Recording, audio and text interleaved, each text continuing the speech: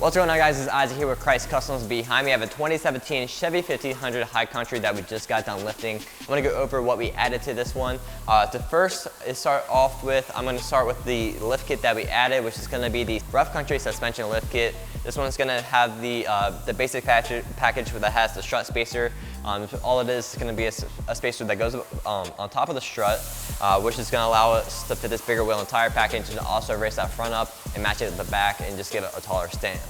The wheel's going to be a 22x10 Moto Metal Kraken. So this one's going to be very similar to the Fuel Contra, except for it's going to have the slots in the middle, which give it a pretty unique look.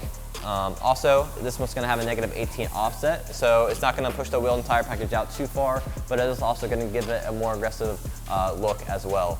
The tire is going to be a 35-12-50 R22 Nitto Ridge Grappler, which is a hybrid tire. So this one's going to be the best of both worlds, our favorite tire to put on a lot of our trucks. It's going to give you a nice on-road performance and also give you a nice wear life as well. Overall, this is a great build package, so if you guys have any questions about it, or if you guys want to get yours built like this one, you can do that with 0% financing, which you can find all the information and how to contact us down in the description.